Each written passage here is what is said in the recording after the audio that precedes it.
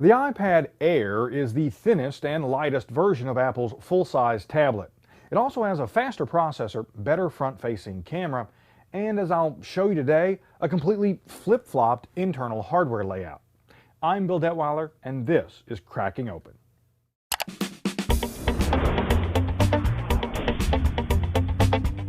The 2013 iPad Air is thinner, narrower, and slightly shorter than the iPad 4. It also weighs nearly half a pound less. Now, Apple didn't upgrade the Air's Retina display, rear-facing camera, 802.11n Wi-Fi, or the home button. No Touch ID sensor here. But they did give it the company's new 64-bit A7 processor, their M7 Motion coprocessor, an upgraded FaceTime HD camera, and a new battery. They also redesigned the internal hardware layout, which changes slightly how you crack open the Air compared to previous iPads. So let's get to it.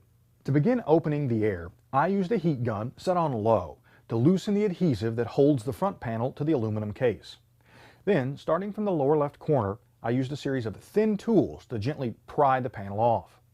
Be very careful around the lower right corner and along the right edge. There are several thin ribbon cables here that connect the front panel to the motherboard. Now, I won't be able to completely remove the panel until I take out the display, so I'll fold it over face down for now. Now, next to come out are the screws that hold the LCD in place, and then the display itself. I can now disconnect the front panel from the motherboard and give us our first unobstructed view of the device's internal hardware. Two facts jump right out. First, and not surprisingly, given the placement of the front panel's connector cables, Apple flipped the internal hardware layout. The battery is now on the left, and the motherboard is on the right. Also, the SIM card slot and cellular components have been moved to the lower right corner. Lastly, the Air has a slightly smaller 2-cell battery. Unfortunately, that battery and all the other components, including the motherboard and their connector cables, are held to the metal case with a lot of adhesive.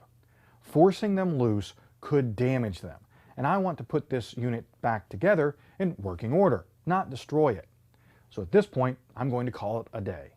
When it comes to performance and design, Apple is definitely moving the ball forward with each iPad iteration, and the Air is no exception.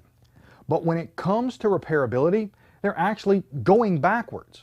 Now, I know most consumers don't usually care about how easy their devices are to fix, but I've seen enough cracked screens, broken LCDs, and waterlogged devices to know that people often do care when faced with a costly repair. Now, for more information on the iPad Air, including real-world tests and pricing, check out Tim Stevens' full CNET review.